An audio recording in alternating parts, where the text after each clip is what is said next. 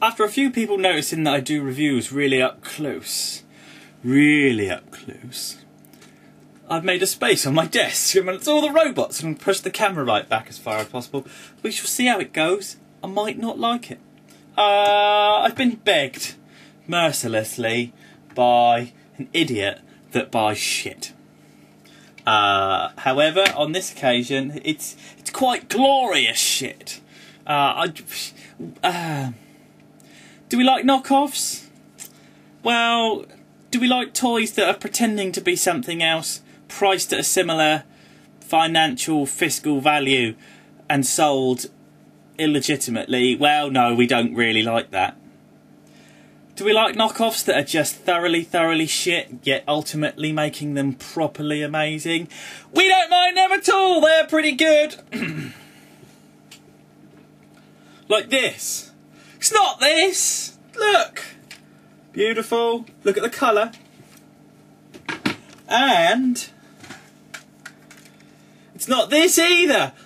Beautiful. But look at the car. Now, look at that. Look at that little beauty. Just look at the gloriousness. Look, if I get in close. Oh, it's a Mustang. It's got a Mustangy boot. It's got a big old spoiler on the back. It's like a NASCAR Mustang. It's got really nice chrome on the wheels. They're held on with real life screws. Look, I love that. It's Wheeljack and it's a Bumblebee. It's Bumblejack. I'm going to call him Bumblejack. Do you know the odd thing about this? The plastic quality is really appalling. It doesn't fit together at all. But with just a tiny bit of care and attention, if you'd have had this thing in 1984, you'd have absolutely pissed your pants for it, because the transformation is superb and really easy. And while it is a cheap, cocky knockoff, if you could have done it better, it would have even 10 years ago, it would have been absolutely magic. So, what do we think of toys where you have to take a piece off and use it as something else? We don't like them. So what are we going to do? We're going to remove the lid altogether! The roof, and under the roof there is a handle. The handle doesn't... Well, you can twist it and then I don't want to push it too far, it'll break. Dust showing, look. See, if I go like... I don't know, it's some really... You can see where the paint is under there, that the colour of the black windscreen there is actually showing through in the yellow underneath. Quality merchandise. And then for this, look at that crap underneath. Hello? You just sort of pull all this apart. I wonder who transforms like that. Every single Autobot ever. Split the legs. There's no feet. Look, you've got exhaust pipes here, which are actually painted in the right colour, which you didn't get on some of the Transformers. But you got there's no toesies, there's no feet, so he has to stand on this. Quality. So what you do is you take the arms, you pull the arms down like that, and you pull the arm down like that, and then you sort of they got these joints here, which are very reminiscent of Energon Hotshot. So you just pull those out like that.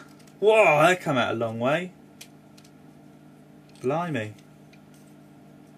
Probably a little bit over the top. So you got those, which means that the elbow can move like that there, but there's no real.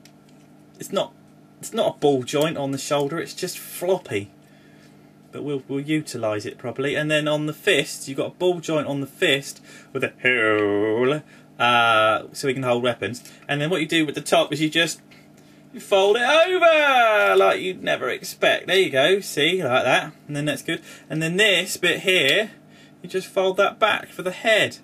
So the head thing, while I'm going to mock it horribly because it is absolutely disgusting, is also exactly the same way that Jazz works from G1.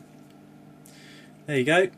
So I mean, if this had been Jazz in 1984 and made out of some like reasonable quality plastics, people would have gone absolutely batshit crazy for it. They'd have loved it. Just finishing them off now. There we go. So there you go. The world's worst knockoff. However, I'm not done. I'm not finished.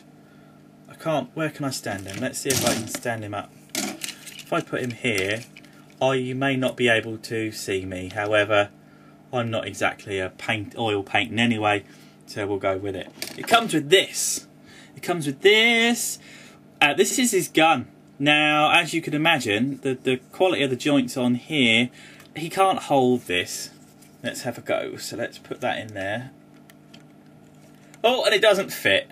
You can't hold it because the hole on the gun here isn't big enough to go through the hole in the fist.